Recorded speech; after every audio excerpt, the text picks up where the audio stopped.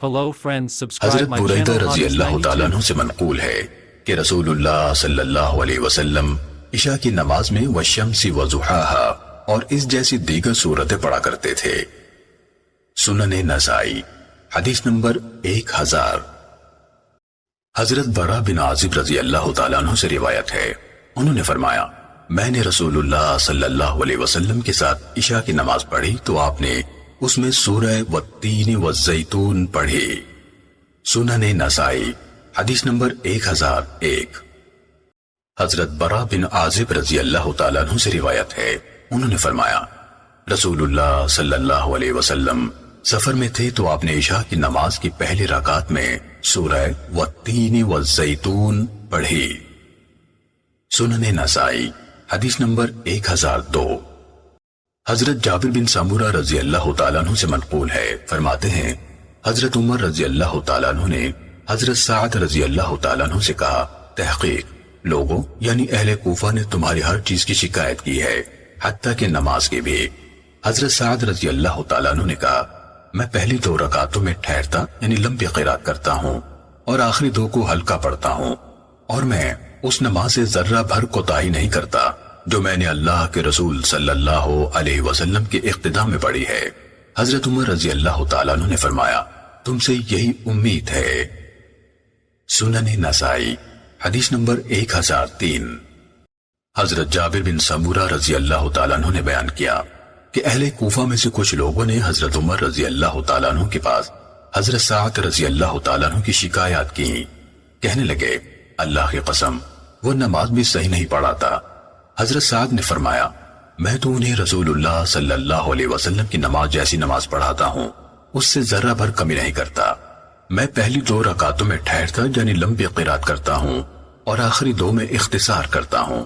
حضرت عمر رضی اللہ تعالیٰ عنہ نے فرمایا تمہارے بارے میں یہی گمان ہے۔ سنن نسائی حدیث نمبر 1004۔ حضرت عبداللہ بن مسعود رضی اللہ تعالیٰ عنہ بیان کرتے ہیں کہ بے شک میں ان ملتی جلتی 20 صورتوں کو بخوبی جانتا ہوں جنہیں رسول اللہ صلی اللہ علیہ وسلم 10 رکعت میں پڑھتے تھے۔ پھر وہ علقمہ کا ہاتھ پکڑ کر اندر چلے گئے، پھر علقمہ باہر آئے تو ہم نے ان سے ان صورتوں کے بارے میں پوچھا تو انہوں نے ہمیں ان کی تفصیل بتائی۔ سنن نسائی حدیث نمبر 1005۔ حضرت ابو وائل بیان کرتے ہیں کہ ایک آدمی نے حضرت عبداللہ بن مسعود رضی اللہ تعالیٰ عنہ کے پاس کہا کہ میں نے تمام مفصل صورتیں آج رات 1 رکعت میں پڑھ لی۔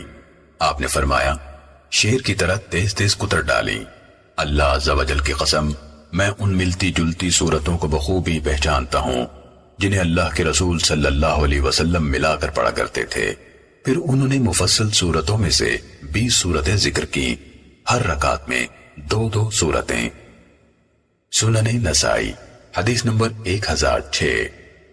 حضرت مسروق حضرت عبداللہ بن مسعود رضی اللہ تعالیٰ عنہ سے بیان کرتے ہیں کہ ایک آدمی ان کے پاس آیا اور کہنے لگا تحقیق میں نے آج رات تمام مفصل صورتیں 1 رکعت میں پڑھ لی۔ انہوں نے فرمایا تو نے اس طرح تیز تیز پڑھا ہوگا جیسے شیر پڑھے جاتے ہیں، لیکن اللہ کے رسول صلی اللہ علیہ وسلم تو ملتی جلتی 20 صورتیں یعنی 10 رکعتوں میں پڑھتے تھے جو مفصل سے حامیم والی صورتیں تھیں، یعنی جن صورتوں کے شروع میں حامیم ہے۔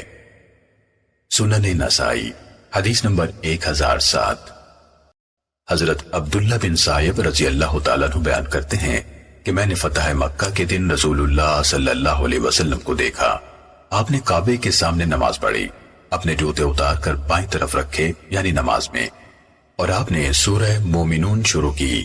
جب موسیٰ اور عیسیٰ علیہ السلام کا ذکر آیا تو آپ کو کھانسی آنے لگی، چنانچہ آپ نے رکوع کر دیا۔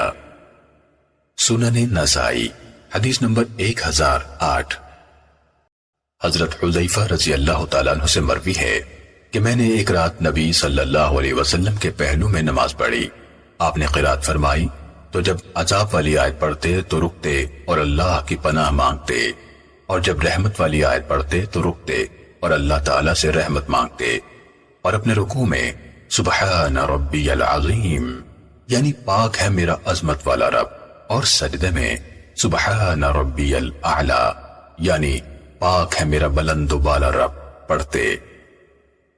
سنن نسائی حدیث نمبر 1009۔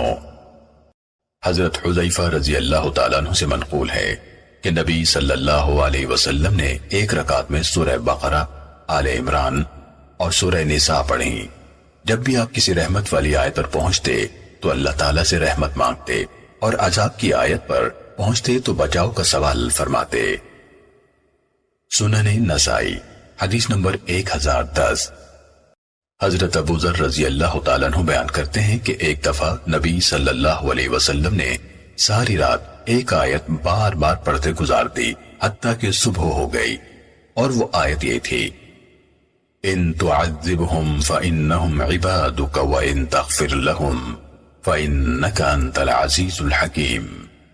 اے میرے مولا، اگر تو ان بندوں کو عذاب دے تو بے شک وہ تیرے غلام ہیں، کیوں نہیں کر سکتے، اور اگر تو انہیں بخش دے تو بلا شبہ تو ہی غالب حکمت والا ہے، یعنی کوئی تجھ پر اعتراض نہیں کر سکتا، نیز رحمت و مغفرت پر کیا اعتراض۔ سنن نسائی حدیث نمبر 1011۔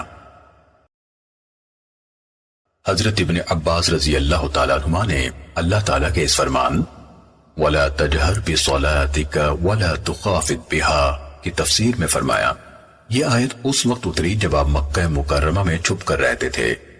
آپ صلی اللہ علیہ وسلم جب اپنے صحابہ کو نماز پڑھاتے تو قرآن مجید بلند آواز سے پڑھتے، مشرکین جب آپ کی آواز سنتے تو قرآن کو، اس کے اتارنے والے اور اس کے لانے والے سب کو گالیاں دیتے، تو اللہ عز و جل نے اپنے نبی صلی اللہ علیہ وسلم سے فرمایا اتنی بلند آواز سے نہ پڑھا کریں کہ مشرکین اسے سن کر قرآن کو گالیاں دیں، اور اتنا آہستہ بھی نہ پڑھیں کہ آپ کے صحابہ بھی نہ سن سکیں، بلکہ ان کی درمیانی راہ اختیار کریں۔ سنن نسائی حدیث نمبر 1012۔ حضرت ابن عباس رضی اللہ تعالیٰ عنہ سے روایت ہے کہ نبی صلی اللہ علیہ وسلم بلند آواز سے قرآن پڑھتے تھے، مشرکین جب آپ کی آواز سنتے تو قرآن اور اس کے لانے والے کو برا بھلا کہتے۔ نبی صلی اللہ علیہ وسلم قرآن کی تلاوت کے ساتھ اپنی آواز اتنی پست اور آہستہ کر لیتے کہ آپ کے اصحاب رضوان اللہ علیہ مجمعین بھی نہ سن سکتے، تو اللہ تعالیٰ نے یہ آیت اتاری وَلَا تَجْهَرْ بِصَلَاتِكَ وَلَا تُخَافِتْ بِهَا وَابْتَغِ بَيْنَ ذَلِكَ سَبِيلًا، یعنی نماز میں آواز کو زیادہ بلند کیا کریں نہ انتہائی پست، بلکہ درمیانی راہ اختیار کریں۔ سنن نسائی حدیث نمبر 1013۔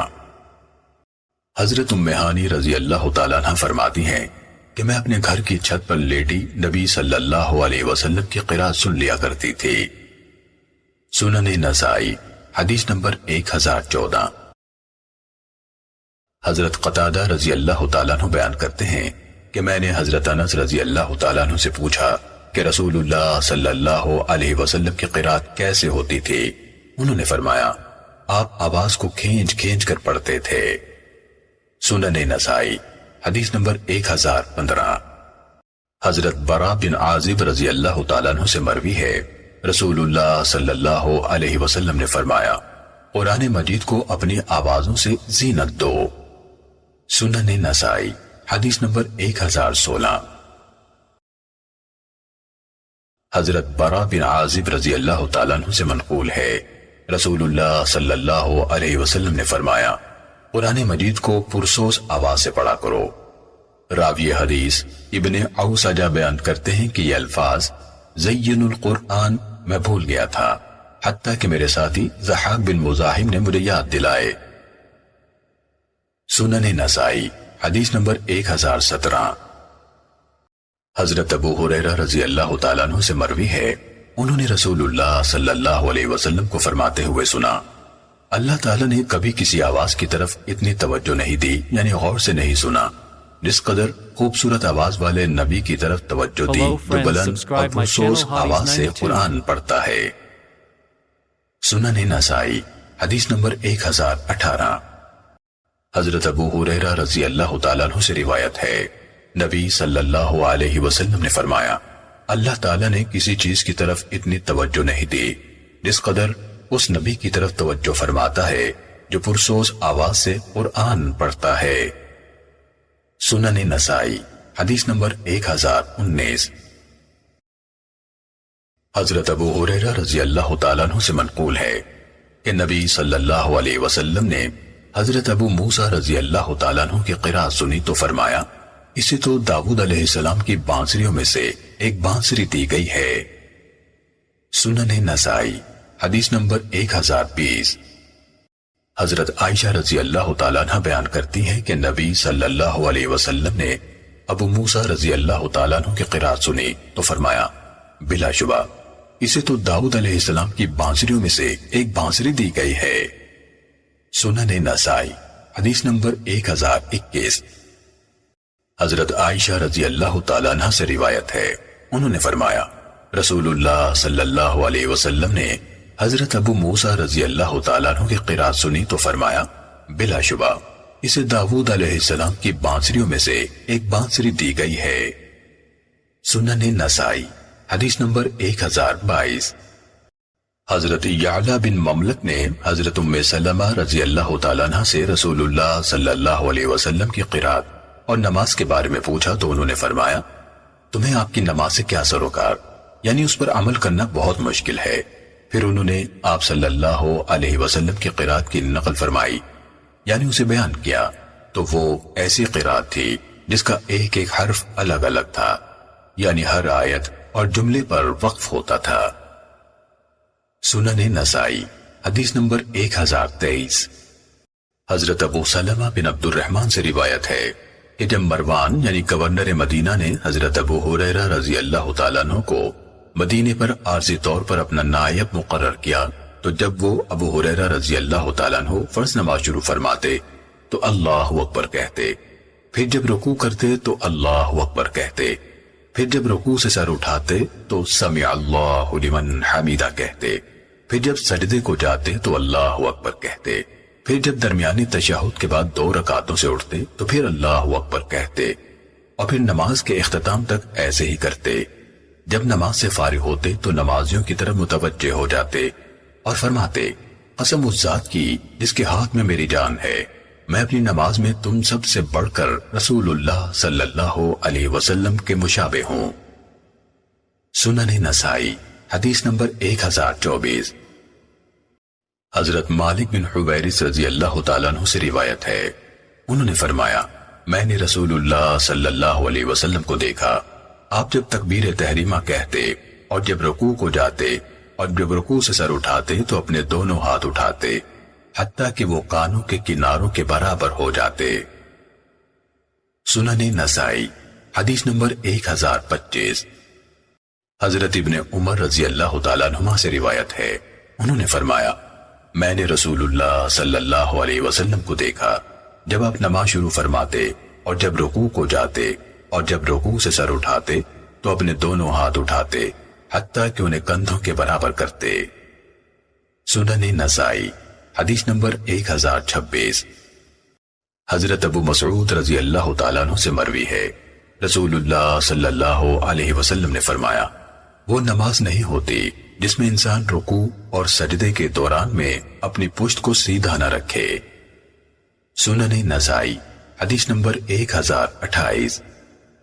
حضرت انس رضی اللہ تعالیٰ عنہ سے مروی ہے، رسول اللہ صلی اللہ علیہ وسلم نے فرمایا رکوع اور سجدے میں اعتدال رکھو، تم میں سے کوئی آدمی کتے کی طرح اپنے بازو نہ پھیلائے۔ سنن نسائی حدیث نمبر 1029۔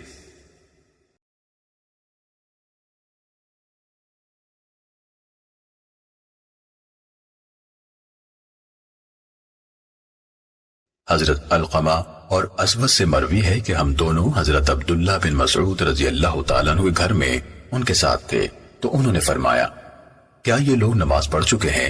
ہم نے کہا جی ہاں، تو انہوں نے ہم دونوں کو بغیر اذان اور اقامت کے نماز پڑھائی اور ہمارے درمیان کھڑے ہو گئے اور فرمایا جب تم 3 آدمی ہو تو اسی طرح کیا کرو، اور جب تم 3 سے زیادہ ہو تو پھر تم میں سے ایک امام آگے کھڑا ہو کر جماعت کرائے اور رکوع میں اپنے بازو رانوں پر بچھا کر یعنی دونوں ہاتھ ایک دوسرے میں پھنسا کر گھٹنوں کے درمیان رکھ لے۔ مجھے ایسے محسوس ہوتا ہے کہ میں رسول اللہ صلی اللہ علیہ وسلم کی انگلیوں کو ایک دوسرے میں پھنسی ہوئی دیکھ رہا ہوں۔ سنن نسائی حدیث نمبر 1023۔ حضرت اسود اور علقمہ سے روایت ہے کہ ہم نے حضرت عبداللہ بن مسعود رضی اللہ تعالیٰ عنہ کے ساتھ ان کے گھر میں نماز پڑھی۔ آپ ہمارے درمیان کھڑے ہوئے، رکوع میں ہم نے اپنے ہاتھ اپنے گھٹنوں پر رکھ لیے، انہوں نے ہمارے ہاتھوں کو گھٹنوں سے ہٹا دیا اور ایک ہاتھ کی انگلیوں کو دوسرے ہاتھ کی انگلیوں میں پھنسا دیا اور رانوں کے درمیان رکھوایا، پھر فرمایا میں نے رسول اللہ صلی اللہ علیہ وسلم کو ایسے کرتے دیکھا ہے۔ سنن نسائی حدیث نمبر 1031۔ حضرت علقمہ سے منقول ہے، حضرت عبداللہ بن مسعود رضی اللہ تعالیٰ عنہ نے فرمایا اللہ کے رسول صلی اللہ علیہ وسلم نے ہمیں نماز سکھلائی۔ پھر عبداللہ بن مسعود رضی اللہ تعالیٰ عنہ اٹھے اور اللہ اکبر کہا۔ جب رکوع کرنے کا ارادہ کیا تو اپنے ہاتھوں کی انگلیوں کو ایک دوسرے میں پھنسا کر ہاتھوں کو گھٹنوں کے درمیان رکھ لیا۔ یہ بات حضرت سعد رضی اللہ تعالیٰ عنہ کو پہنچی تو انہوں نے فرمایا میرے بھائی یعنی ابن مسعود نے سچ کہا، مگر ہم یہ کام پہلے کیا کرتے تھے۔ پھر رسول اللہ صلی اللہ علیہ وسلم کی طرف سے ہمیں گھٹنے پکڑنے کا حکم دیا گیا۔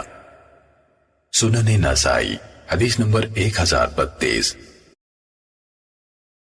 مصعب بن سعد سے روایت ہے، انہوں نے فرمایا میں نے اپنے والد کے پہلو میں نماز پڑھی اور میں نے اپنے ہاتھ اپنے گھٹنوں کے درمیان رکھ لیے تو والد محترم نے مجھ سے کہا اپنے ہاتھ اپنے گھٹنوں پر رکھو۔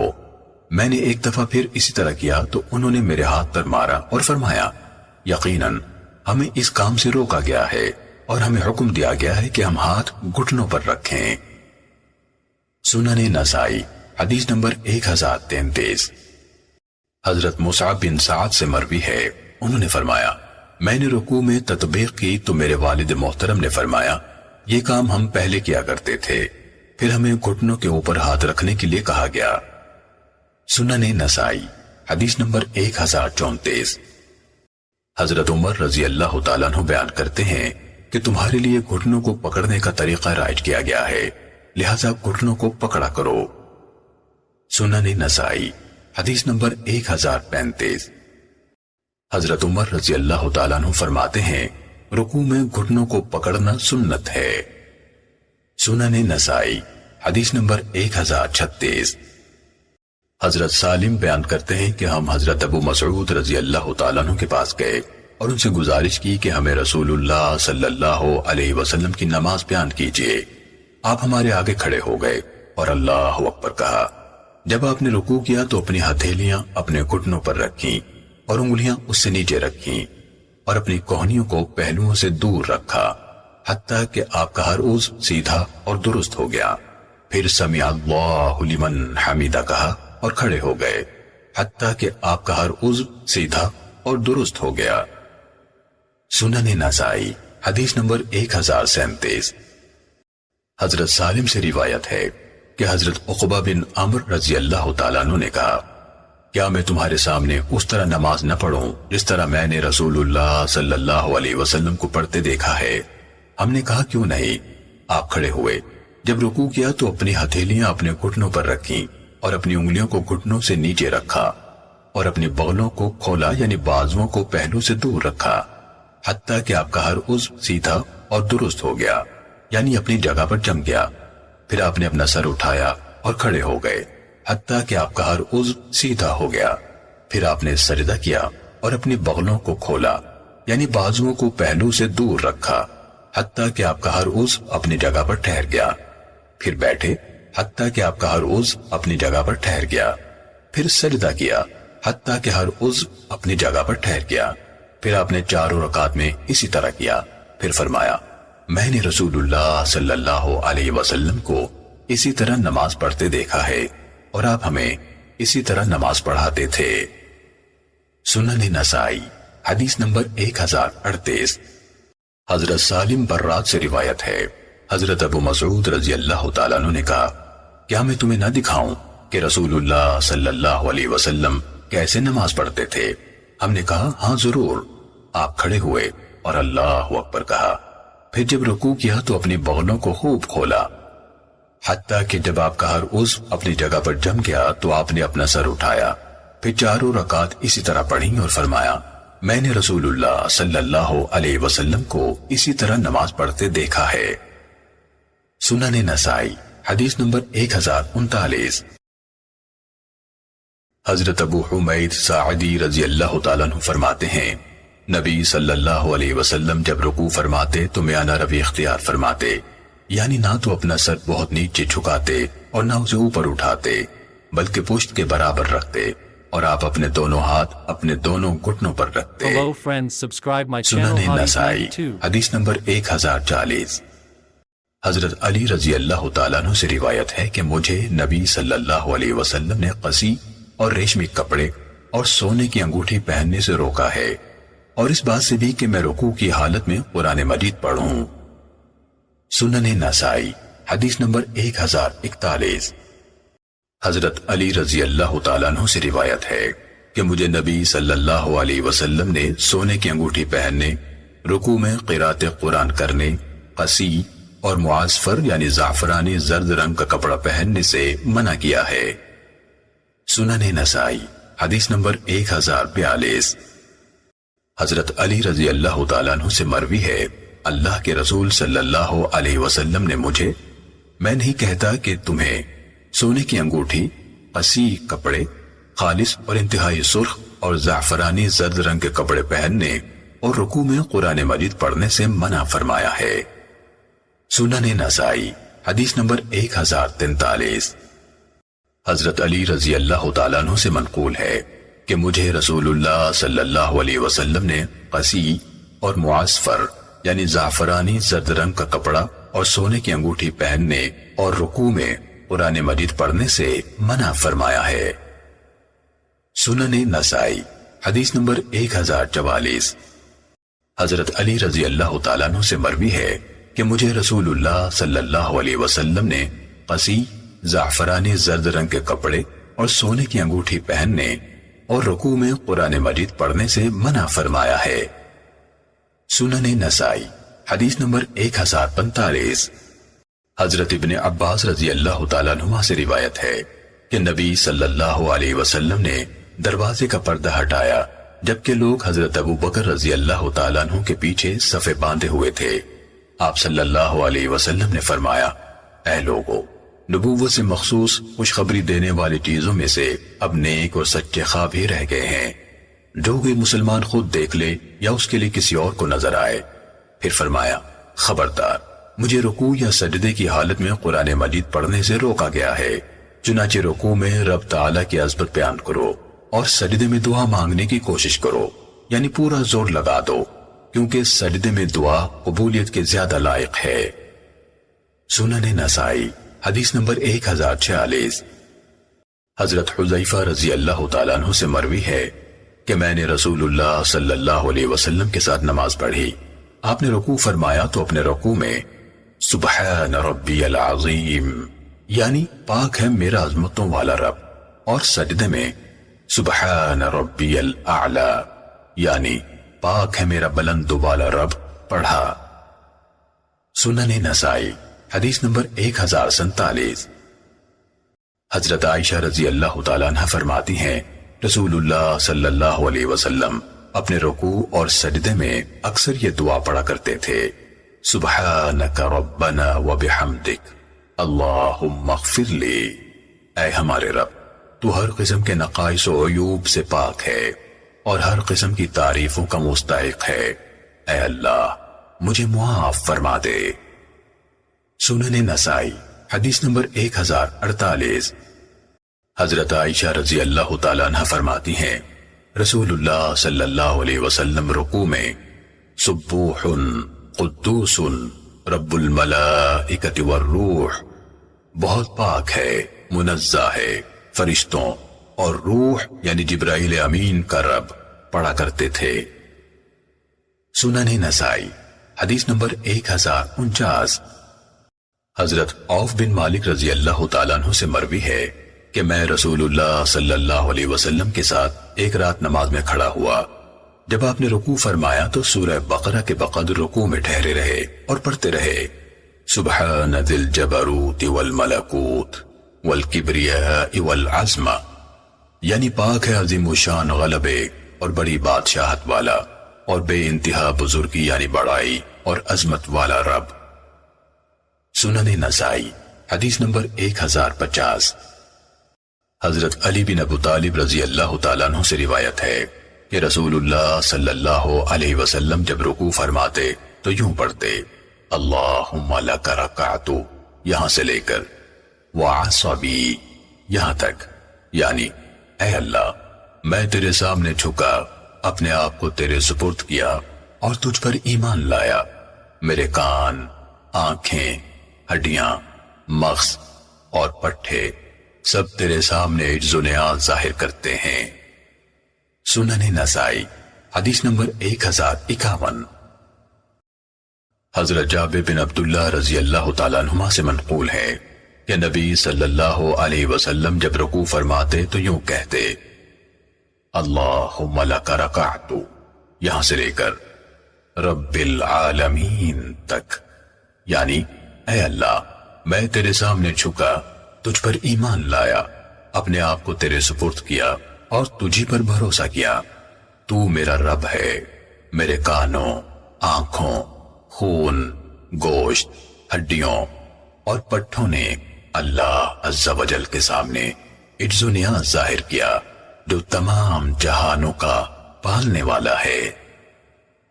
سنن نسائی حدیث نمبر 1052۔ حضرت محمد بن مسلمہ رضی اللہ تعالیٰ عنہ سے مروی ہے کہ رسول اللہ صلی اللہ علیہ وسلم جب نفل نماز میں کھڑے ہوتے تو رکوع کے دوران میں یوں عرض برداشت ہوتے اے اللہ میں تیرے لیے جھکا، تجھے مانا، تیرا فرما بردار بنا اور تجھ پر بھروسہ کیا، تو میرا رب ہے، میرے کان، آنکھیں، گوشت، خون، مغز اور پٹھے اللہ رب العالمین کے سامنے عاجزی اور تواضع کرتے ہیں۔ سنن نسائی حدیث نمبر 1053۔ حضرت رفاع بن رافع رضی اللہ تعالیٰ عنہ جو بدری صحابی ہیں سے روایت ہے کہ ہم رسول اللہ صلی اللہ علیہ وسلم کے ساتھ تھے کہ ایک آدمی مسجد میں آیا اور اس نے نماز پڑھی۔ رسول اللہ صلی اللہ علیہ وسلم اسے دیکھتے رہے جبکہ اسے علم نہ تھا۔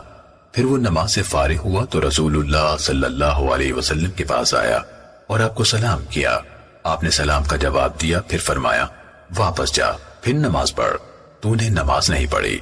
نہ معلوم دوسری یا تیسری دفعہ اس نے کہا قسم ہے اس ذات کی جس نے آپ پر کتاب اتاری، میں نے تو پوری کوشش سے نماز پڑھی ہے، مجھے سکھلا دیجئے اور بتلا دیجئے۔ آپ صلی اللہ علیہ وسلم نے فرمایا جب تو نماز کا ارادہ کرے تو وضو کر اور اچھی طرح وضو کر، پھر کھڑا ہو اور قبلے کی طرف منہ کر، پھر اللہ اکبر کہہ، پھر قرآن مجید پڑھ، پھر رکوع کر حتیٰ کہ اطمینان سے رکوع کر لے، پھر سر اٹھا حتیٰ کہ تو سیدھا کھڑا ہو جائے، پھر سجدہ کر حتیٰ کہ اطمینان سے سجدہ کر لے، پھر سر اٹھا حتیٰ کہ اطمینان سے بیٹھ جائے، پھر سجدہ کر حتیٰ کہ اطمینان سے سجدہ کر لے۔ جب تو ہر رکعت میں یہ کر لے گا تو اپنی نماز ادا کر لے گا، اور جس قدر تو اس میں کمی کرے گا اپنی نماز میں کمی کرے گا۔ سنن نسائی حدیث نمبر 1054۔ حضرت انس رضی اللہ تعالیٰ عنہ سے روایت ہے نبی صلی اللہ علیہ وسلم نے فرمایا جب تم رکوع اور سجدہ کرو تو رکوع اور سجود مکمل کیا کرو۔ سنن نسائی حدیث نمبر 1055۔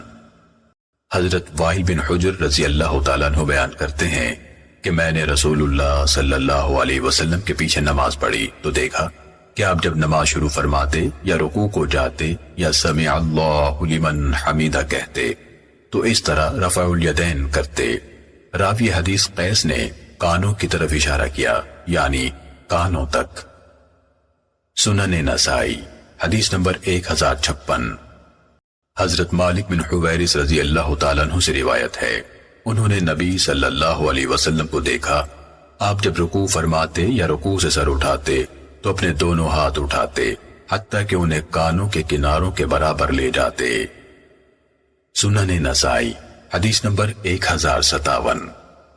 حضرت ابن عمر رضی اللہ تعالیٰ عنہما سے مروی ہے کہ رسول اللہ صلی اللہ علیہ وسلم جب نماز شروع فرماتے تو اپنے دونوں ہاتھ اپنے کندھوں کے برابر اٹھاتے اور جب رکوع سے سر اٹھاتے تو پھر اسی طرح کرتے، اور جب سمع اللہ لمن حمیدہ کہتے تو ربنا لک الحمد کہتے۔ اور آپ سجدوں کے درمیان یعنی سجدے سے اٹھتے اور سجدے کو جاتے وقت رفع الیدین نہیں کرتے تھے۔ سنن نسائی حدیث نمبر 1058۔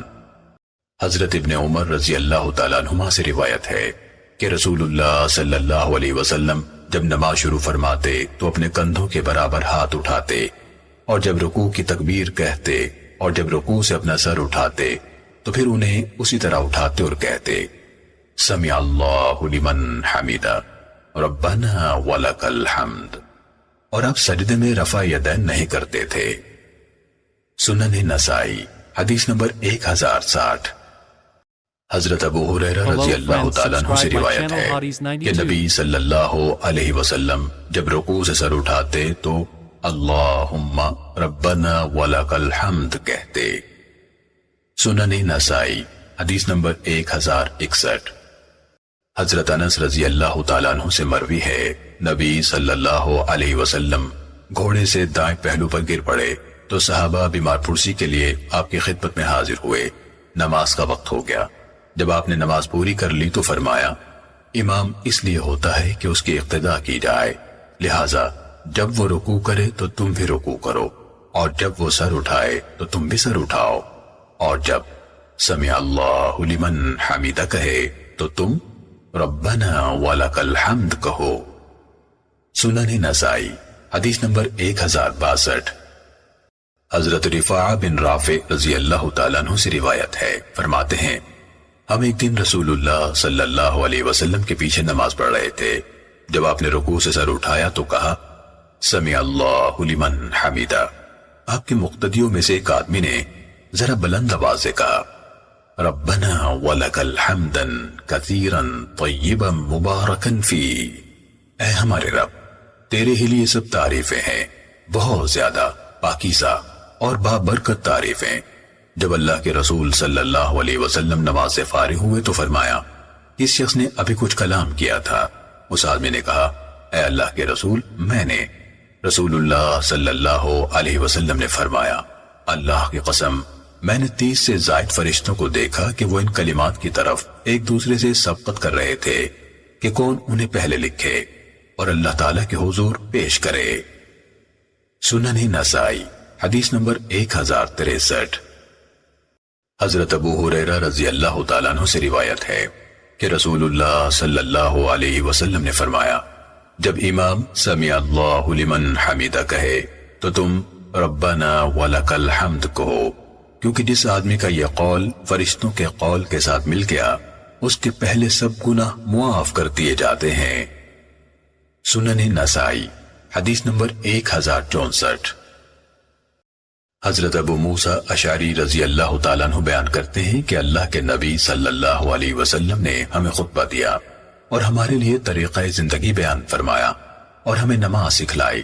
چنانچہ آپ نے فرمایا جب تم نماز پڑھو تو اپنی صفیں سیدھی کرو، پھر تم میں سے ایک شخص جماعت کروائے، پھر جب امام اللہ اکبر کہے تو تم بھی تکبیر کہو، اور جب وہ غیر المغضوب علیہم ولا الضالین کہے تو تم آمین کہو، اللہ تعالیٰ تمہاری دعا قبول فرمائے گا۔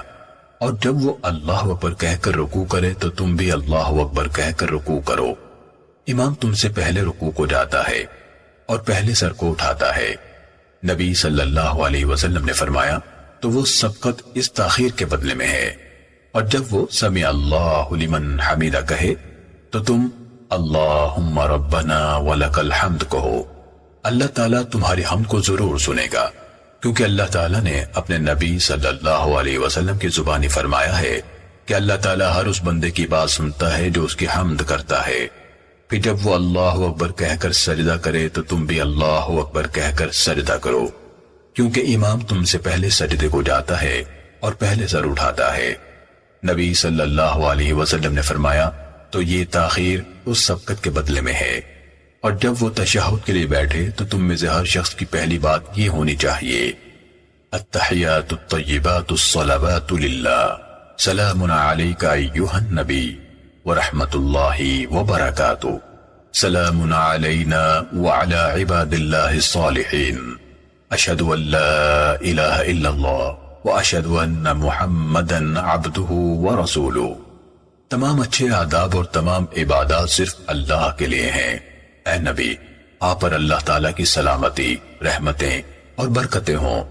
ہم پر اور اللہ کے تمام نیک بندوں پر بھی اللہ کی سلامتی ہو۔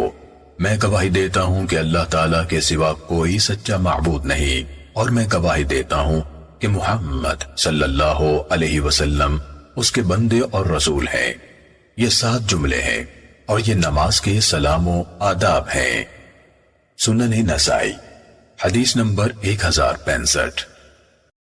حضرت برا بن عازب رضی اللہ تعالیٰ عنہما سے روایت ہے کہ رسول اللہ صلی اللہ علیہ وسلم کا رکوع سے سر اٹھانے کے بعد قوما، آپ کا سجدہ اور 2 سجدوں کے درمیان بیٹھنا تقریباً برابر ہوتا تھا۔ سنن نسائی حدیث نمبر 1066۔ حضرت ابن عباس رضی اللہ تعالیٰ عنہما سے مروی ہے کہ نبی صلی اللہ علیہ وسلم جب رکوع سے اٹھتے وقت سمع اللہ لمن حمیدہ کہتے تو یوں فرماتے، اللہم ربنا لک الحمد، یہاں سے لے کر من شیء بعد یہاں تک، یعنی اے اللہ، اے ہمارے رب، تیرے ہی لیے تعریف ہے، اس قدر کے آسمان و زمین بھر جائیں اور ہر وہ چیز بھر جائے جو تو ان کے بعد چاہے۔ سنن نسائی حدیث نمبر 1067۔ حضرت ابن عباس رضی اللہ تعالیٰ عنہما سے منقول ہے کہ نبی صلی اللہ علیہ وسلم جب رکوع کے بعد سجدہ کرنے کا ارادہ فرماتے تو یوں کہتے، اللہم ربنا ولک الحمد، یہاں سے لے کر من شیء بعد یہاں تک، یعنی اے اللہ، اے ہمارے پالنے والے، تیرے ہی لیے ہے سب تعریف جو آسمانوں اور زمین کو بھرنے کے برابر ہو اور ہر اس چیز کو بھرنے کے برابر ہو جو تو ان کے بعد چاہے۔ سنن نسائی حدیث نمبر 1068۔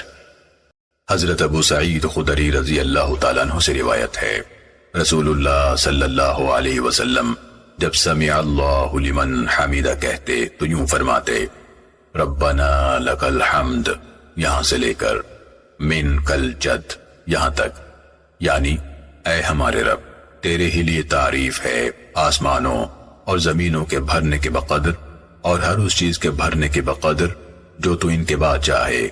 اے بزرگی اور ثنا کے لائق، بہترین بات جو کسی بندے نے کہی اور ہم سب تیرے بندے ہیں، یہ ہے کہ جو چیز تو دینے کا فیصلہ کر لے کوئی اسے روکنے والا نہیں، اور کسی مال والے کو اس کا مال تیرے نزدیک نفع نہیں دے سکتا۔ سنن نسائی حدیث نمبر 1069۔ حضرت حذیفہ رضی اللہ تعالیٰ عنہ سے مروی ہے کہ میں نے ایک رات رسول اللہ صلی اللہ علیہ وسلم کے ساتھ نماز پڑھی۔ جب آپ نے نماز شروع فرمائی تو میں نے آپ کو کہتے سنا، اللہ اکبر ذی الجبروت والملکوت والکبریاء والعظمہ، اللہ سب سے بڑا ہے، اے عظیم الشان غلبے اور بادشاہی والے، بے انتہا بزرگی یعنی بڑائی اور عظمت کے مالک۔ اور آپ اپنے رکوع میں فرماتے تھے، سبحان ربی العظیم، پاک ہے میرا عظمت والا رب۔ اور جب آپ نے رکوع سے سر اٹھایا تو فرمایا، لرب الحمد، لرب الحمد، یعنی میرے رب ہی کے لیے سب تعریف، میرے رب ہی کے لیے سب تعریف۔ اور اپنے سجدے میں فرماتے، سبحان ربی الاعلی، پاک ہے میرا بزرگ و برتر رب۔ اور 2 سجدوں کے درمیان فرماتے، رب اغفر لی، رب اغفر لی، اے میرے رب مجھے معاف فرما، اے میرے رب مجھے معاف فرما۔ اور آپ کا قیام، رکوع سے سر اٹھانے کے بعد قوما، سجدہ اور 2 سجدوں کے درمیان وقفہ یعنی جلسہ استراحت تقریباً برابر تھے۔ سنن نسائی حدیث نمبر 1070۔ حضرت انس بن مالک رضی اللہ تعالیٰ عنہ سے مروی ہے، فرماتے ہیں، رسول اللہ صلی اللہ علیہ وسلم نے 1 مہینہ رکوع کے بعد قنوت فرمائی۔ آپ ریعی، زکوان اور عصیہ قبائل پر بد دعا کرتے تھے کیونکہ انہوں نے اللہ تعالیٰ اور اس کے رسول صلی اللہ علیہ وسلم کی معصیت یعنی نافرمانی کی تھی۔ سنن نسائی حدیث نمبر 1071۔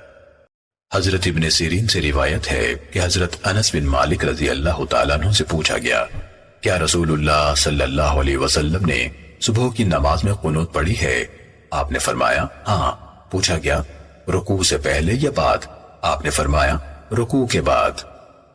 سنن نسائی حدیث نمبر 1072۔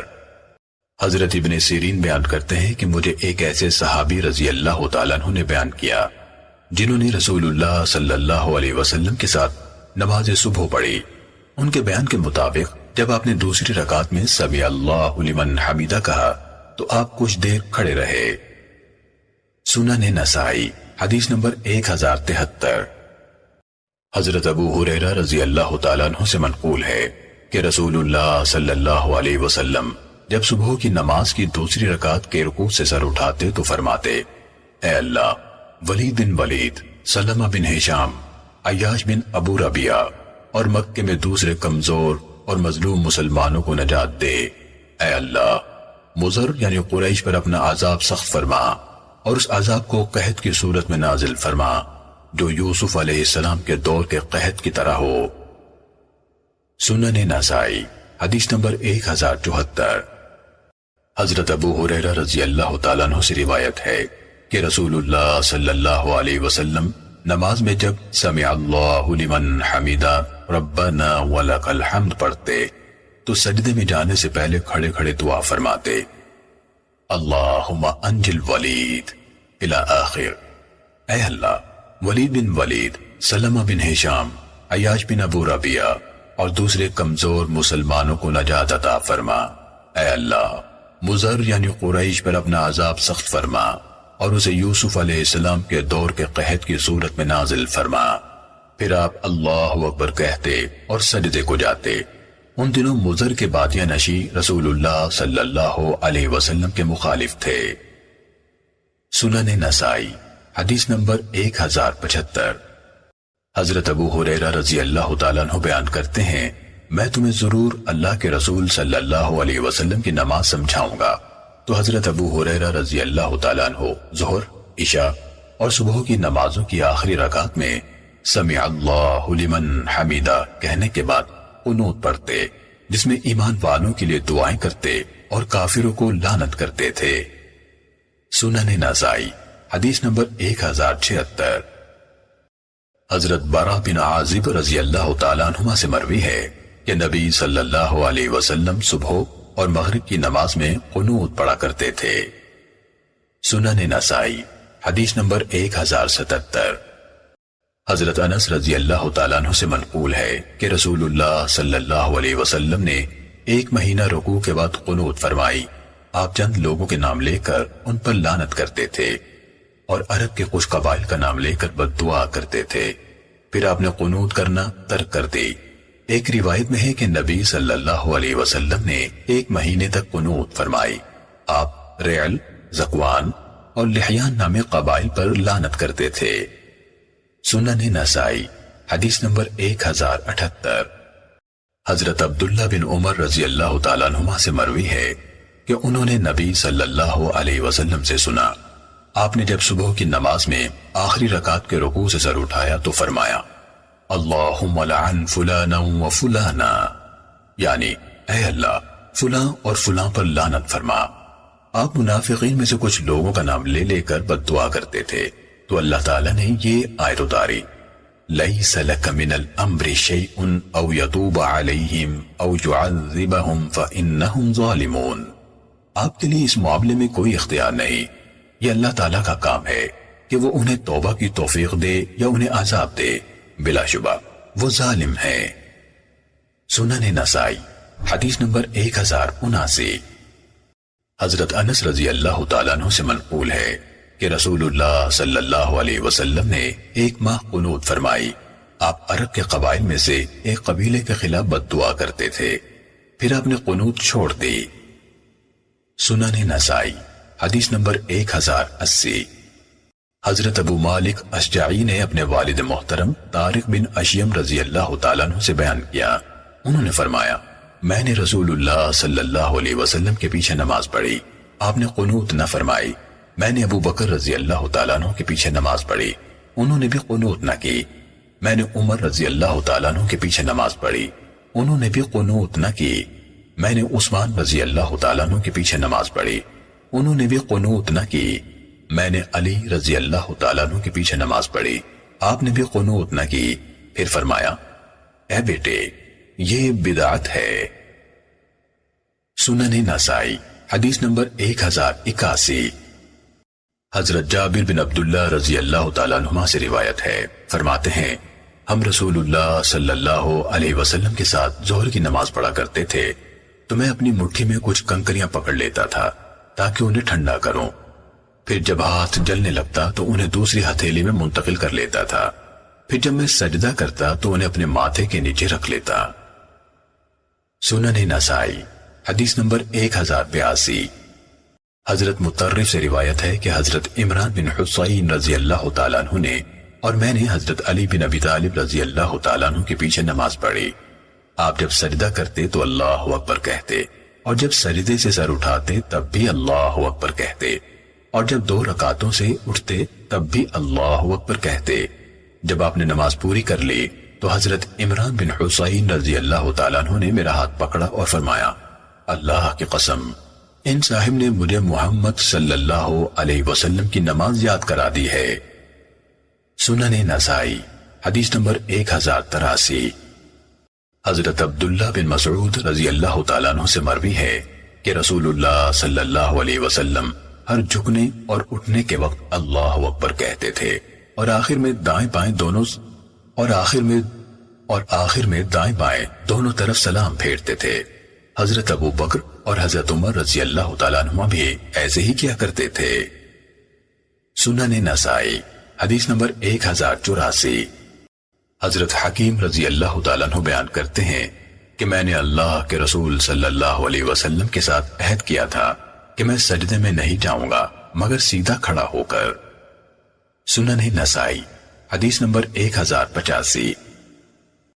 حضرت عبداللہ بن عمر رضی اللہ تعالیٰ عنہ بیان کرتے ہیں کہ اللہ کے رسول صلی اللہ علیہ وسلم جب نماز شروع فرماتے، جب رکوع کرتے اور جب رکوع سے اٹھتے تو رفع الیدین کرتے، لیکن سجدے میں جاتے یا سجدے سے اٹھتے وقت ایسا نہیں کرتے تھے۔ سنن نسائی حدیث نمبر 1089۔ حضرت ابو ہریرہ رضی اللہ تعالیٰ عنہ سے منقول ہے رسول اللہ صلی اللہ علیہ وسلم نے فرمایا کیا تم میں سے ایک آدمی نماز میں بیٹھنا چاہتا ہے پھر وہ اونٹ کی طرح بیٹھتا ہے؟ سنن نسائی حدیث نمبر 1091۔ حضرت ابو ہریرہ رضی اللہ تعالیٰ عنہ سے مروی ہے اللہ کے رسول صلی اللہ علیہ وسلم نے فرمایا جب تم میں سے کوئی آدمی سجدہ کرنے لگے تو اپنے ہاتھ اپنے گھٹنوں سے پہلے زمین پر رکھے اور اونٹ کی طرح نہ بیٹھے۔ سنن نسائی حدیث نمبر 1092۔ حضرت ابن عمر رضی اللہ تعالیٰ عنہما سے روایت ہے اور انہوں نے اسے رسول اللہ صلی اللہ علیہ وسلم کی طرف منسوب کیا ہے کہ آپ نے فرمایا تحقیق دونوں ہاتھ چہرے کی طرح سجدہ کرتے ہیں، جب تم میں سے کوئی شخص اپنا چہرہ زمین پر رکھے تو اپنے دونوں ہاتھ بھی رکھے اور جب چہرہ اٹھائے تو انہیں بھی اٹھا لے۔ سنن نسائی حدیث نمبر 1093۔ حضرت ابن عباس رضی اللہ تعالیٰ عنہما سے روایت ہے انہوں نے فرمایا نبی صلی اللہ علیہ وسلم کو حکم دیا گیا کہ 7 اعضاء پر سجدہ کریں اور نماز کے دوران میں اپنے بالوں اور کپڑوں کو اکٹھا نہ کریں۔ سنن نسائی حدیث نمبر 1094۔ حضرت عباس بن عبد المطلب رضی اللہ تعالیٰ عنہ سے مروی ہے انہوں نے رسول اللہ صلی اللہ علیہ وسلم کو یہ فرماتے سنا جب انسان سجدہ کرتا ہے تو اس کے ساتھ 7 اعضاء سجدہ کرتے ہیں، اس کا چہرہ، اس کی 2 ہتھیلیاں، اس کے 2 گھٹنے اور اس کے 2 پاؤں۔ سنن نسائی حدیث نمبر 1095۔ حضرت ابو سعید خدری رضی اللہ تعالیٰ عنہ سے منقول ہے فرمایا رمضان المبارک کی 21ویں رات کی صبح کو میری آنکھوں نے رسول اللہ صلی اللہ علیہ وسلم کے ماتھے اور ناک پر پانی اور مٹی یعنی کیچڑ کے نشانات دیکھے۔ یہ روایت مختصر ہے۔ سنن نسائی حدیث نمبر 1096۔ حضرت ابن عباس رضی اللہ تعالیٰ عنہ سے روایت ہے رسول اللہ صلی اللہ علیہ وسلم نے فرمایا مجھے حکم دیا گیا ہے کہ میں 7 اعضاء پر سجدہ کروں اور میں بال اور کپڑے نہ سمیٹوں۔ 7 اعضاء یہ ہیں ماتھا اور ناک، 2 ہاتھ، 2 گھٹنے اور 2 قدم۔ سنن نسائی حدیث نمبر 1097۔ حضرت ابن عباس رضی اللہ تعالیٰ عنہما سے روایت ہے، نبی صلی اللہ علیہ وسلم نے فرمایا، مجھے حکم دیا گیا ہے کہ میں 7 اعضاء پر سجدہ کروں، ماتھے پر، اور یہ کہتے ہوئے آپ نے اپنی ناک کی طرف اشارہ کیا، دونوں ہاتھوں پر، دونوں گھٹنوں پر اور دونوں پاؤں کے اطراف پر۔ سنن نسائی حدیث نمبر 1098۔ حضرت ابن عباس رضی اللہ تعالیٰ عنہما سے مروی ہے، نبی صلی اللہ علیہ وسلم کو حکم دیا گیا کہ آپ 7 اعضاء پر سجدہ کریں، اور آپ کو بال اور کپڑے سمیٹنے سے روکا گیا، دونوں ہاتھوں پر، دونوں گھٹنوں پر اور دونوں پاؤں کی انگلیوں کے کناروں پر۔ حدیث کے راوی سفیان نے کہا، ابن طاؤس نے اپنے دونوں ہاتھ اپنی پیشانی پر رکھے اور انہیں ناک پر سے گزارا اور فرمایا، یہ ایک عضو ہے۔ امام نسائی نے فرمایا، یہ یعنی امام نسائی نے فرمایا لفظ میرے استاد محمد بن منصور کے ہیں۔ سنن نسائی حدیث نمبر 1099۔ حضرت عباس بن عبد المطلب رضی اللہ تعالیٰ عنہ سے مروی ہے کہ انہوں نے رسول اللہ صلی اللہ علیہ وسلم کو فرماتے سنا، جب بندہ سجدہ کرتا ہے تو اس کے ساتھ 7 اعضاء سجدہ کرتے ہیں، اس کا چہرہ، اس کے دونوں ہاتھ یعنی ہتھیلیاں، اس کے دونوں گھٹنے اور اس کے دونوں قدم۔ سنن نسائی حدیث نمبر 1100۔ حضرت عائشہ رضی اللہ تعالیٰ عنہ فرماتے